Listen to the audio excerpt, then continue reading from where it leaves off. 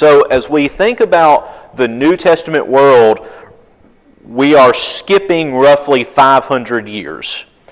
So when we left off in our Old Testament context, we had a brief discussion of Persia. Persia is right before Greece takes over, so we're looking at somewhere around 700 to 500 years that we're skipping to get to the 1st century AD. The 1st century does not begin with the birth of Jesus. Now, I know that there are several people who have a problem with when you're writing scholarly papers and doing scholarly research, you don't use the abbreviation AD or BC. We will in this class, but for that you use CE, Common Era, and BCE, before the Common Era. And Christians have made a big deal out of that, saying, oh no, you're taking Christ out of it. Well, not really. It's actually a better way of doing the timeline, because unfortunately the calendar was not done correctly when the man, he was a Roman Catholic monk, tried to look at the date of the birth of Jesus, and he put it in 1 AD. The problem with that is Jesus was not born in 1 AD. He was born around 3 or 4 BC. So there's your timeline. Basically, we are going to be skipping all of the Greek world power. So we'll be skipping Alexander the Great, Philip of Macedon, and all of that. We'll talk about them a little bit today in how they shape the world, but we'll skip them. We'll skip the Ptolemies and the Seleucids, and we'll skip the formation of Rome as a world power. We'll dive right into the 1st century, where Rome is already in its imperial setting. So Rome begins with a monarchy, and then the monarchy is overthrown, and they get this rule of consuls. You have 2 consuls that are ruling together, and then that doesn't seem to work, and you get the formation of a senate. And by the time we get to the 1st century, you have the imperial order by means of the emperor. So let's get right into it.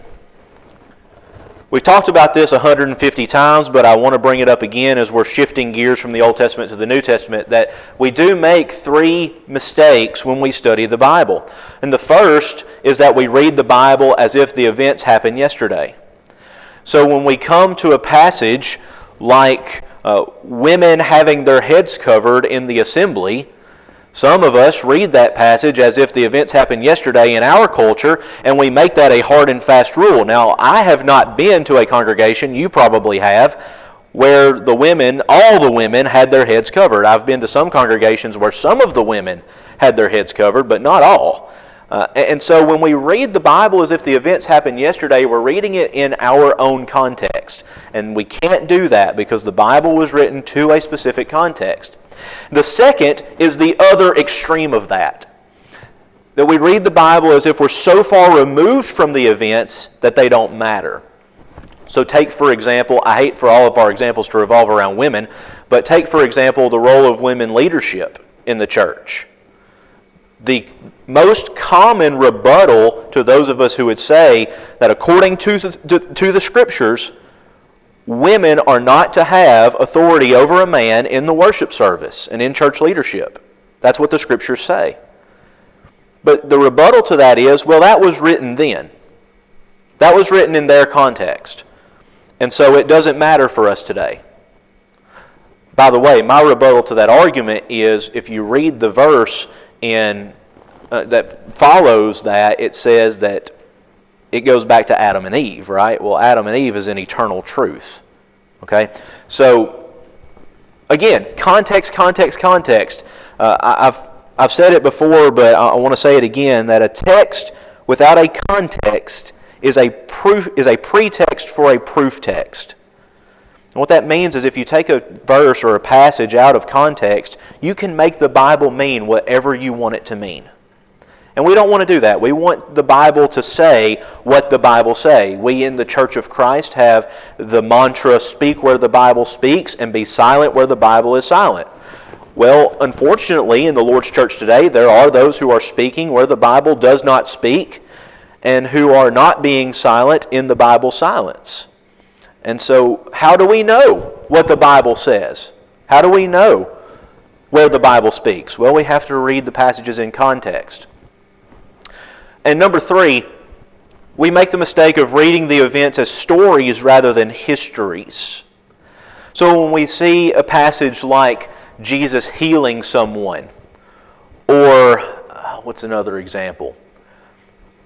Paul and Silas being busted out of prison, or we read about some of the issues that are happening in the Corinthian church in 1 Corinthians, we say, oh, well, those are good vacation Bible school stories.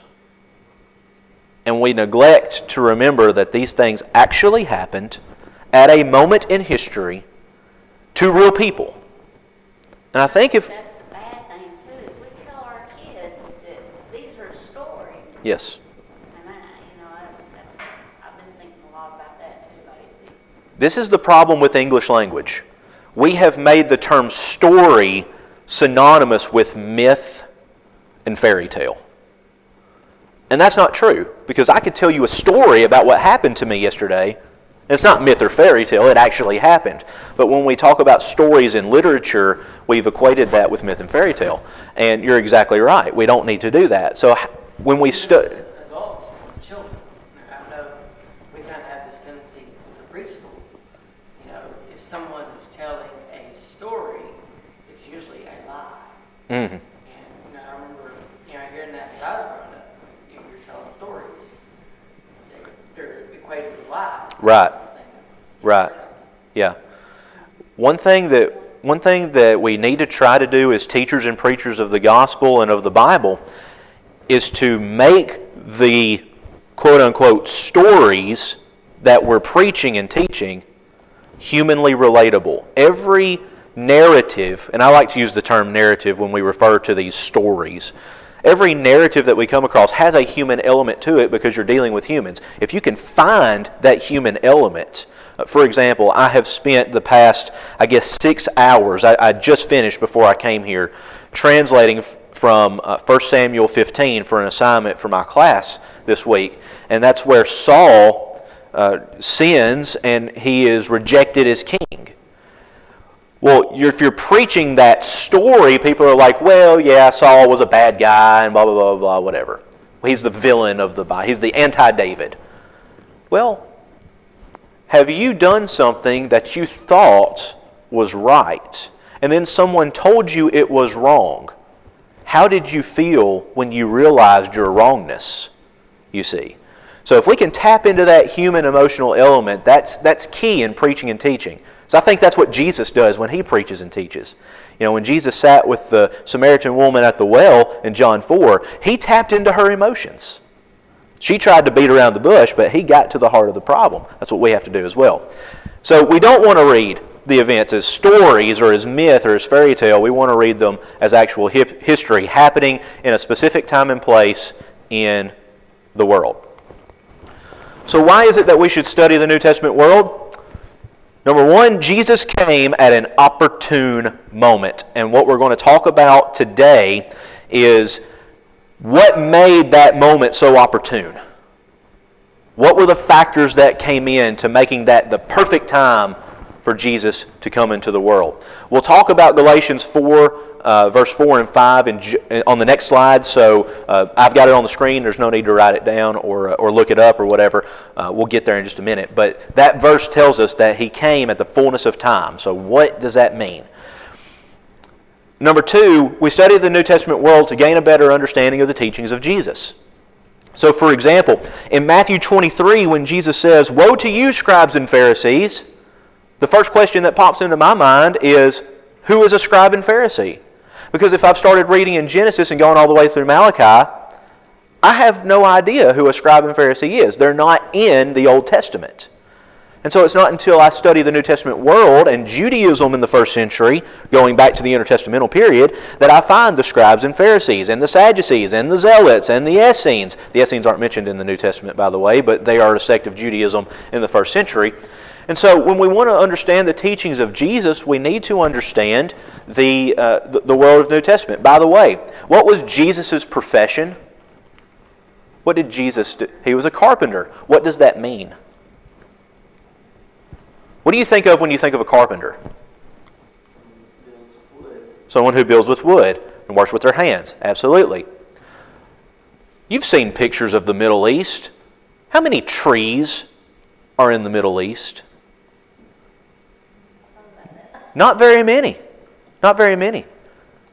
So, the Americanized version of Jesus is that he is a woodworker. There is no wood to work with. So what does carpenter mean? He's a stonemason. His father was probably a contractor who built houses, not someone who built tables and chairs, because tables and chairs weren't invented yet. They weren't used. He wasn't a furniture builder. He was probably a general contractor, a stonemason. At best, if you want to get the wood thing in there, I have a theory. I can't prove my theory, but I think that Jesus and Joseph built the boats for Peter, James, and John. Just a theory. You know, you talk about woodworking, you go back and you look how they use in building the tabernacle, and also in building the temple. Quite a bit of it was wood because they went up there to Tyre and Sidon and had wood shipped down, and they sent people up there to bring that wood down, and then they had to use that wood to build that temple. Right. And then I want to say too, the mighty city of Jerusalem, the mansions that was built there for the king of the palaces was built with some wood in it. It wasn't all stone, because they were able to bring wood in, and even though the men I had in right there, they was able to bring it in from a country that was allied to them, and so wood building was something that was there, but it was different than what we think of today. Right. Is what I basically. Right. And I'm not saying that there was no such thing as wood building in that time, but when you look at it as a general profession, and I'm not saying that they didn't work with wood, because surely you do as a contractor, but we think of a carpenter, like my uncle is a carpenter. He builds cabinets, tables, and chairs. That's not what a carpenter did in the first century. They built houses, and they worked largely with the materials that were at hand, cheaper materials that were available there, like stone and rock and masonry and things like that. Again, I have the theory that they were boat builders on top of everything else. That's just me. So, anyways, all that to say that when we understand the world of the New Testament, we understand the teachings of Jesus and the life of Jesus a little bit better. We also understand the proper context of verses. So when we're reading a passage and we come across somebody like a scribe or a Pharisee, we can know who they are within the sect of Judaism. When we come across a passage, let me think, like, for example, like head coverings and the wearing of hair in, I think it's 1 Corinthians where that's discussed. No, here's a good one. Meat sacrificed to idols. That's the one I wanted to talk about. Because today, with COVID and all this stuff, we talk about wearing a mask, and you have the people on one extreme who say you must wear a mask, and the people on the other extreme who say you must not ever wear a mask, and the church is going to split over it, and the Lord is very disappointed with us over that. But there are those of us who don't want to cause conflict, and we say, oh, well, wearing a mask is meat sacrificed to idols. We use that to say, well, if someone's going to be offended that I'm not wearing a mask, then I'll put my mask on to keep them from being offended, or vice versa. That's not at all what meat sacrificed to idols means in the context. Now, I believe you can make the allusion, but when Paul addresses that in 1 Corinthians, Corinth is a place of cultic worship practices. When you eat meat sacrificed to idols, that means to a Gentile, not necessarily that you are doing this, but that means to someone who doesn't know, you're worshiping that false god. So there's a big difference. And again, you get into questions about Christian freedom with that particular passage, but understanding the history and the context of that verse and of that situation helps us understand the verse. And number 4, understanding the proper context of the letters. When we study the New Testament, Most of the New Testament is made up of letters, right? You have the letters of Paul, you have the general epistles, and you have Revelation. Okay? Those are letters. When we study a letter, there are two things that we have to keep in mind. Number one, authorial intent, which means why did the author write the letter? And number two, audience reception. How would the original audience have understood that particular letter? Okay? Now, if we can get those two things, and by the way, that's true with any book of the Bible, because they were written to a specific group for a specific reason. But if we can get those two things, namely with the New Testament, that answers a lot of questions for us. Okay? So, for example, I know I keep going back to 1 Corinthians, but 1 Corinthians is a problem letter, and preachers love problem letters. So, 1 Corinthians chapter 12, you deal with the issue of which spiritual gift is best. And the Corinthian church believes it's speaking in tongues. So when Paul writes 1 Corinthians chapter 12, he always lists speaking in tongues last, as if it's the least important. And he even says, if speaking in tongues is the best, I speak in tongues more than all of y'all combined. And then he immediately goes into chapter 13, which, by the way, in the original Greek text, there are no chapters and verse divisions. Those come much later. You all know this. So you're reading straight from chapter 12 into chapter 13. And what's 1 Corinthians 13 all about? Love. Now, we read 1 Corinthians 13 at weddings. That's fine. It's a beautiful poem. But if you read it in direct contrast to 1 Corinthians 12, what is the greatest spiritual gift? The greatest spiritual gift is love, which all Christians have. Okay? So if we understand the church at Corinth dealing with a problem of spiritual gifts, and we understand Paul as introducing the greatest spiritual gift, you have authorial intent and audience reception. Those two things help us understand that particular letter. Now, Galatians chapter 4, verse 4 and 5 says this: When the fullness of time had come, God sent forth His Son, born of a woman, born under the law, to redeem those who were under the law, so that we might receive adoption as sons. So, verse 4, when the fullness of time had come. What we're going to talk about today is what made the fullness of time full. What is it about the first century world that God said, all right, Jesus, go on? What made that possible? Now, when you read Ecclesiastes, which we attribute to Solomon, the author is not mentioned in the book of Ecclesiastes by name, but he's called a son of David and king of Israel, so I guess Solomon. Ecclesiastes is a very depressing book, and it makes the general observation that all of life is cyclical. There's a Roman emperor by the name of Marcus Aurelius who prided himself on being a philosopher, which is weird for a Roman. We'll talk about that a little bit later, but he also says that all of life is circular and cyclical. You know, there's a circular motion going on with life, and everything's repetitive, and it's just sun up, sun down, you know. Well, what happens when Jesus springs on the scene? The circle's busted, right? Because all of life from Genesis on to the beginning of the Gospels has been waiting for the coming of the Messiah, and then boom, He's here, and the cycle is kerplat. You know, it's just gone. And so, when we talk about the fullness of time, we need to understand that there were certain things that happened in the world that God had been planning for.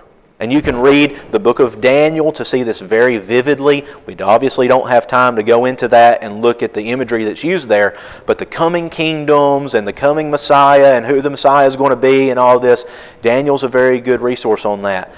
They're waiting for this, and then boom, here comes Jesus. So, the next question we need to ask is, why did Jesus come when He did?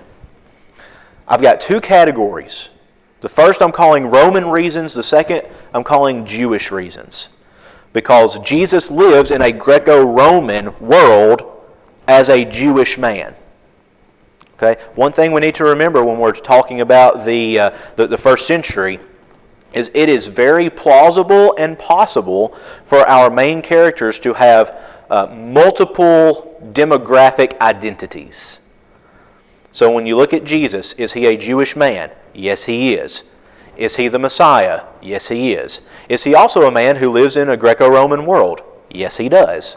Okay, when you look at Paul, you have Paul, who is a Roman citizen born in Tarsus, but he is also a Jew both religiously and nationally, and now he is a Christian, so you have him standing in three different areas all at once. It's amazing the different context that you get with the people in the New Testament. So let's talk first about this, and by the way, each one of these is going to be addressed in more detail on the coming slides, so we'll just hit them briefly here. Number one, you have a universal language. What's the universal language of the first century? Does anyone know? Right, Arabic and Greek. Greek, right. Greek is the lingua franca, it's the universal language.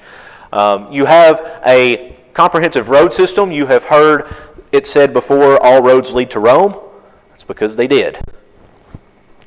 Then you have the Pax Romana, which literally means Roman peace. This is where the civil war has ended in Rome and peace abounds thanks to Caesar Augustus. And you have an interest in moral philosophy. What is right and what is wrong and why does it matter? Now on the other hand, what I'm calling the Jewish reasons, there are several here that we could go into and several other Roman reasons, but just for sake of time and generalization, these will suffice. The Septuagint is the Greek translation of the Hebrew Old Testament.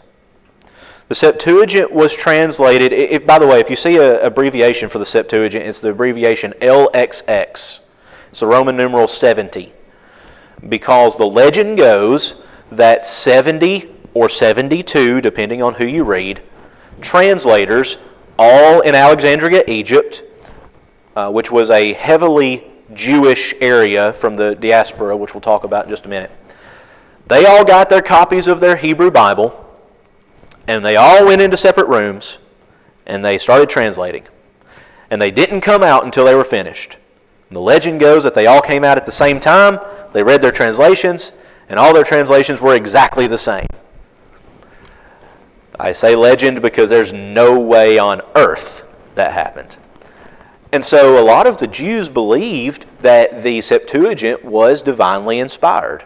Kind of the way that people today think that the King James Version fell from heaven in a golden parachute. That's how they felt about the Septuagint. So the Septuagint, again, is the Greek translation of the Hebrew Old Testament. Now, if you ever get a copy of the Septuagint, there are passages in the Septuagint that are nowhere near remotely found at all in the Hebrew Bible. For example, Esther, is there 10 chapters in Esther? I think so.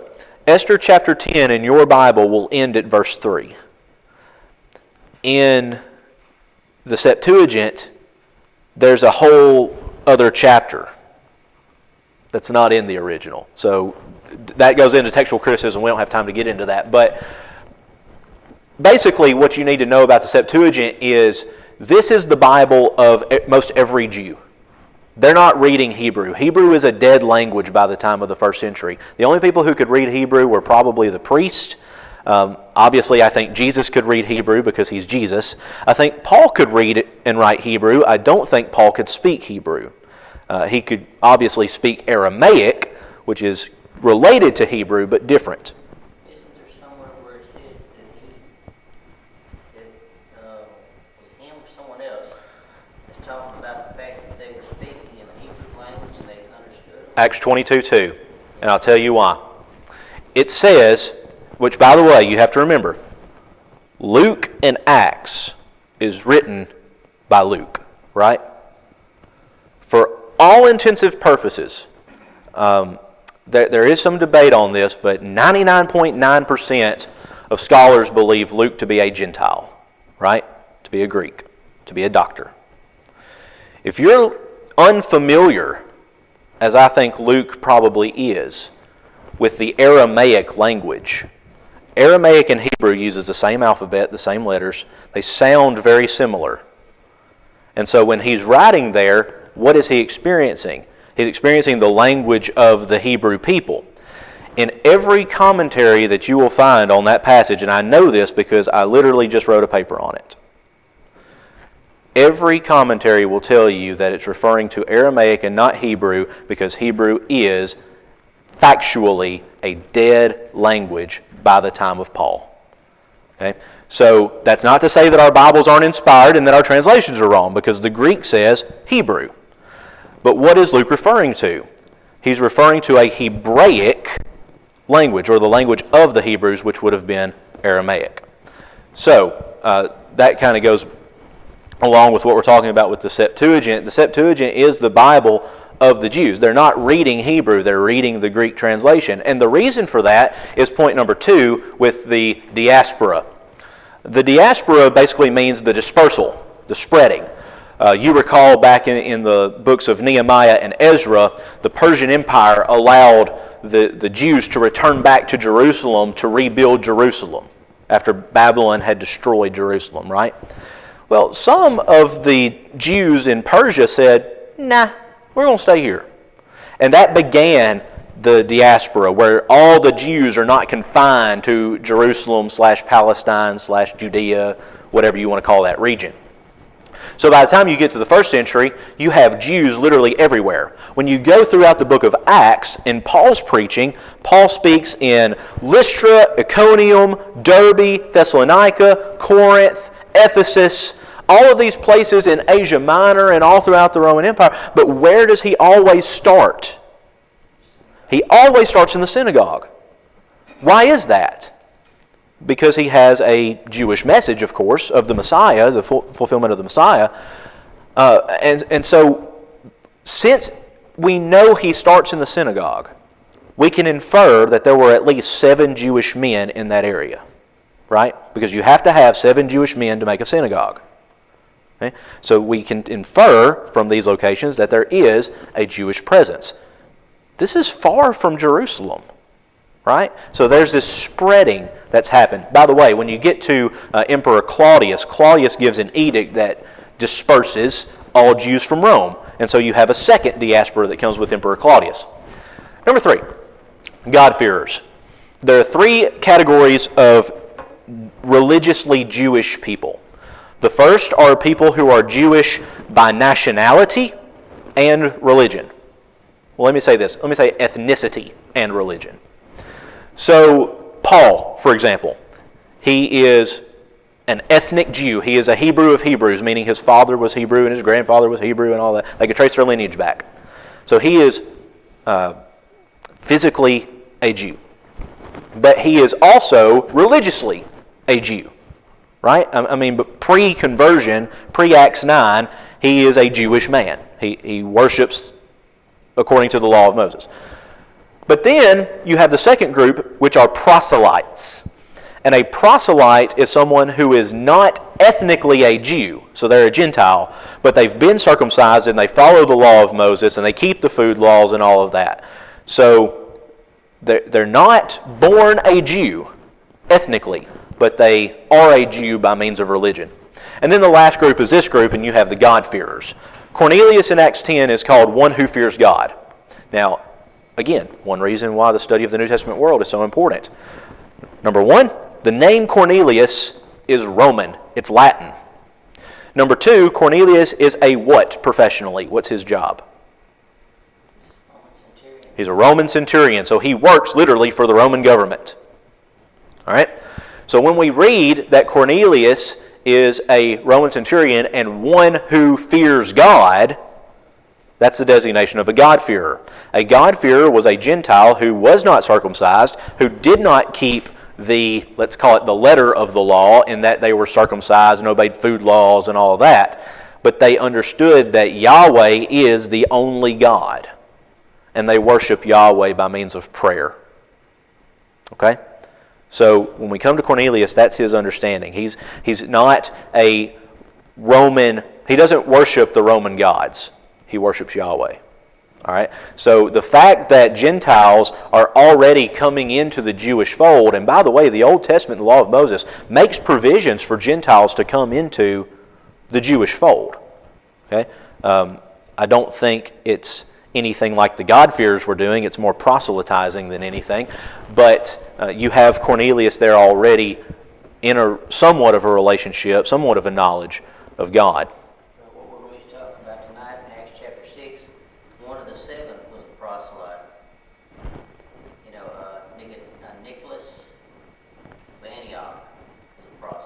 There you go. There you go. Very good. All right, let's talk about each one of these a little bit more in depth. Going back to Roman reasons, universal language. Greek language was a dominant language of the known world thanks to Alexander the Great. When Alexander the Great comes on the scene and he wants to, conquer the known world, he instigates what we call Hellenization. What that means is he is going to make everyone a Greek. You leave your ancestry behind. You leave your culture behind. And by the way, America historically has been more Greek than Roman. We're starting to come around to being more Roman in this respect.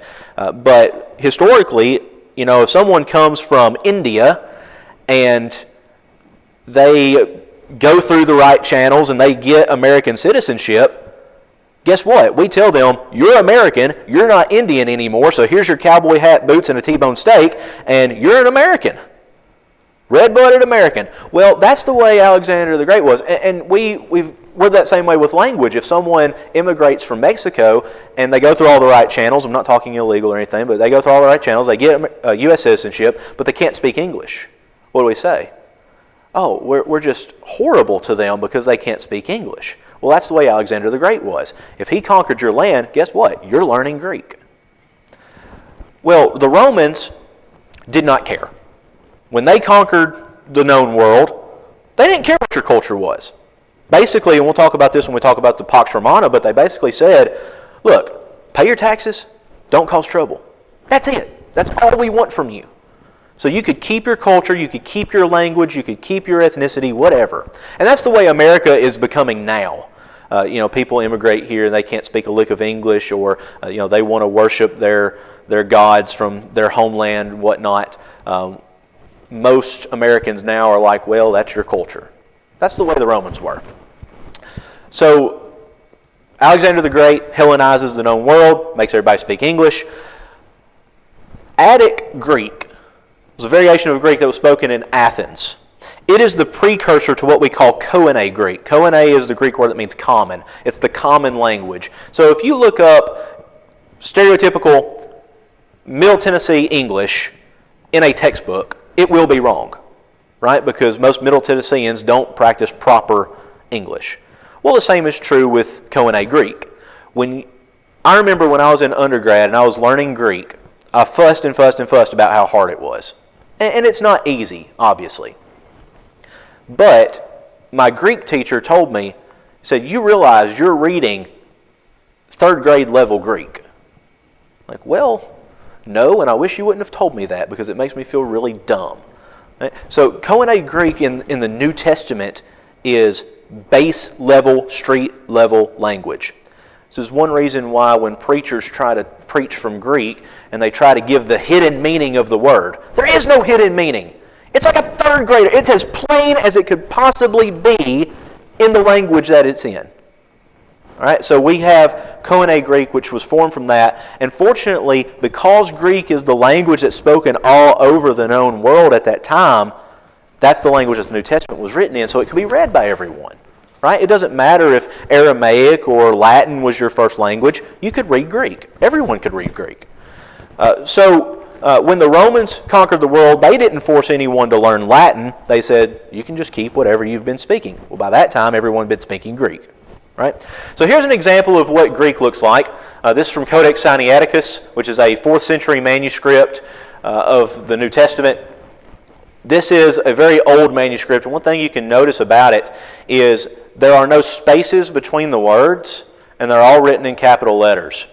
So we don't learn this in Greek in school.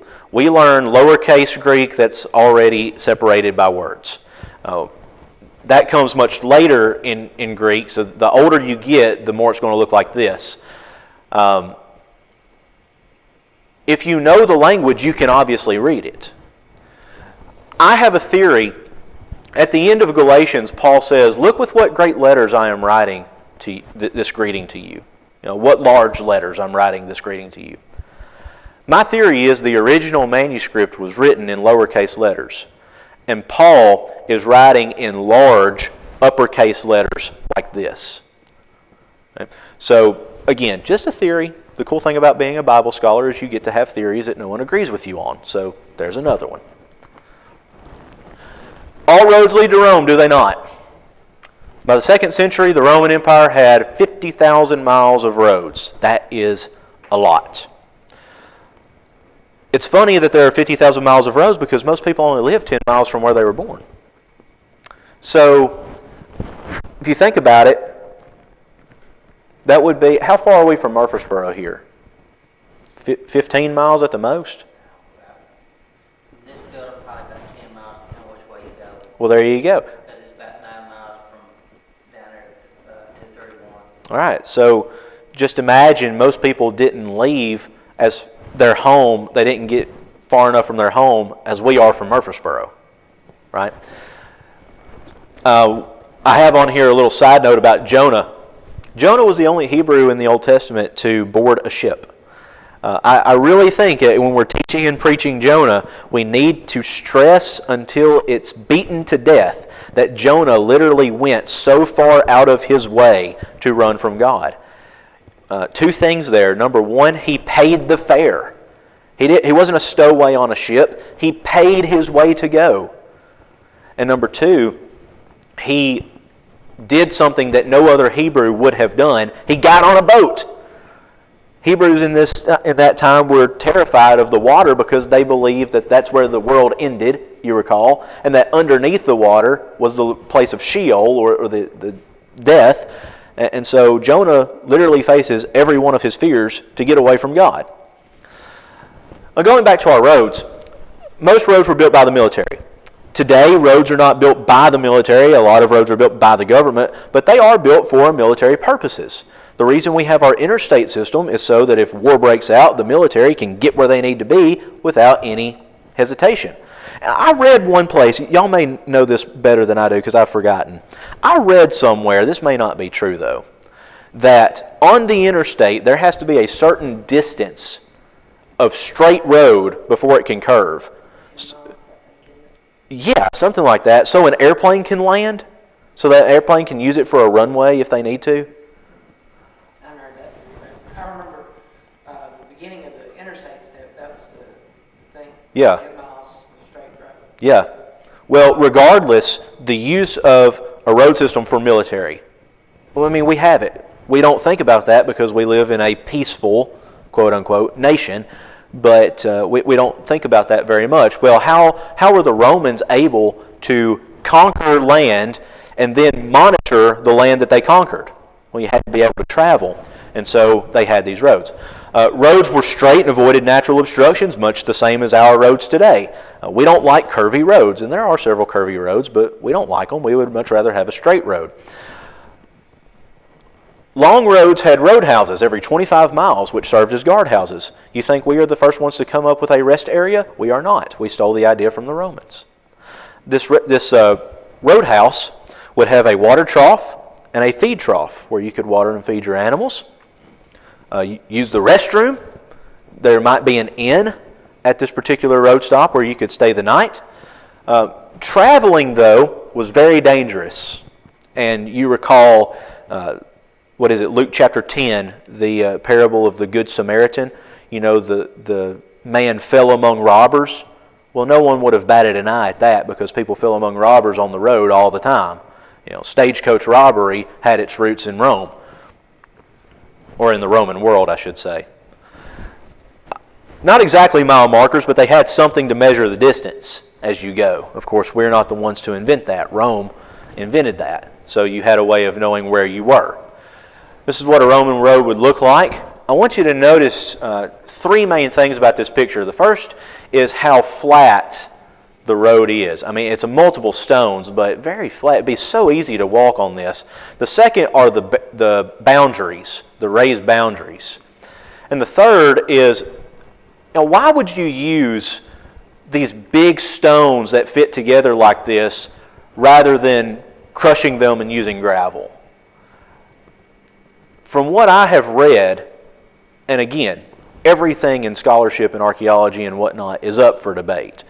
But one of the most compelling arguments that I've read is that when it rains, water would move very easily through the rocks and it wouldn't cause a muddy mess or harm to your animal or whatnot as you're moving.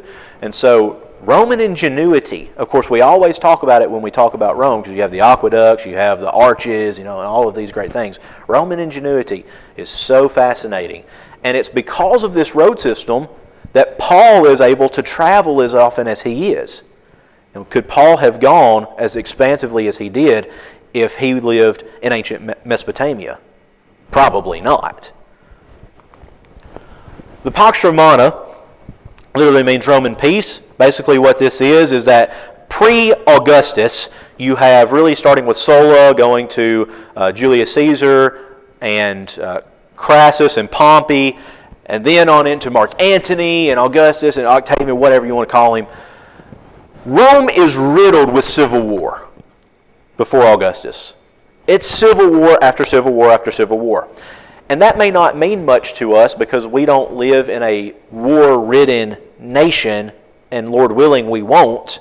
But if you are a man of a certain age, you are called to fight for whoever.